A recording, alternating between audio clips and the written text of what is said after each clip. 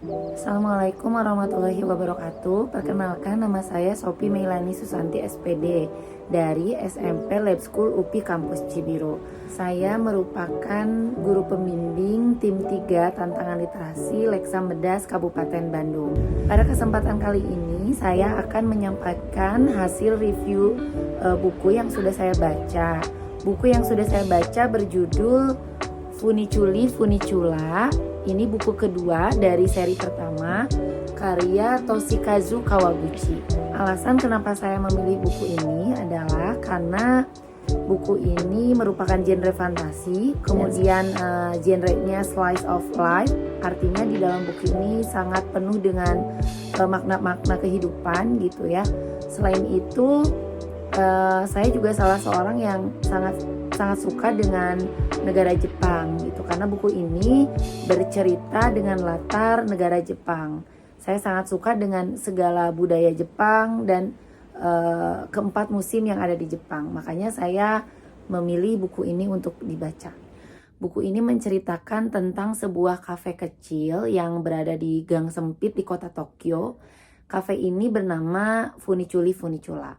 Nah, yang menariknya kafe ini itu bukan cuman menawarkan makanan atau minuman, tapi menariknya kafe ini dikenal bisa membawa pengunjungnya untuk menjelajahi waktu, baik mereka yang ingin kembali ke masa lalu atau mereka yang ingin mengunjungi masa depan. Nah, untuk menjelajah waktu ini itu tidak dengan mudah begitu saja, tapi kafe ini tuh menerapkan beberapa aturan yang banyak. Dan yang paling menariknya lagi, ada fakta yang tidak bisa dibantah bahwa walaupun kita bisa kembali ke masa lalu, itu tidak bisa merubah apapun yang sudah terjadi gitu. Di buku ini itu ada 4 kisah menarik dari para tokohnya. Yang pertama itu mengisahkan seorang pria yang ingin kembali ke masa lalu untuk menemui seorang sahabatnya yang anaknya itu dia besarkan gitu ya. Mungkin ada beberapa hal yang dia sesali sehingga dia ingin kembali ke masa lalu gitu. Kemudian kisah dari tokoh yang kedua adalah seorang anak yang juga ingin kembali ke masa lalu karena dia menyesal tidak menghadiri pemakaman ibunya yang meninggal gitu. Dan yang ketiga itu ada cerita dari seorang pria yang sekarat, dia punya penyakit gitu ya, dan justru dia ingin melompat ke masa depan. Dia ingin datang ke 2 tahun yang akan datang gitu untuk melihat kekasihnya.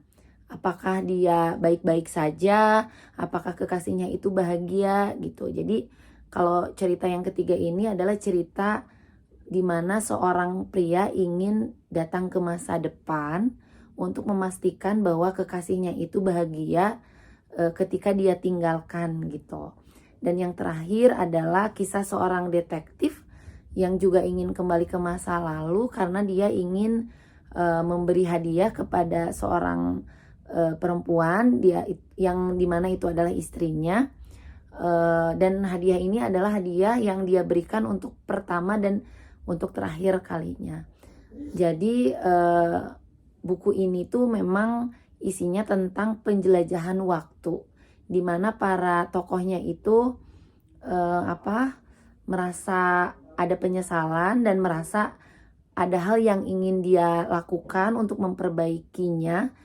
Walaupun sebenarnya hal-hal yang sudah dia lakukan atau kesalahan-kesalahan yang sudah dia lakukan itu tidak akan pernah mereka perbaiki gitu, karena memang aturan-aturan yang diterapkan Cafe Funiculi Funicula ini begitu ketat gitu. Buku ini sangat menarik karena banyak memberikan hikmah gitu bagi pembacanya. Buku ini mengajak pembaca untuk merenung jika kita ingin kembali ke masa lalu, hal-hal apa saja yang ingin kita perbaiki. Buku ini juga mengingatkan kita bahwa waktu tidak bisa diputar kembali. Kita pada kenyataannya kita tidak bisa kembali ke masa lalu kan. Jadi penyesalan itu kan memang selalu datang di akhir.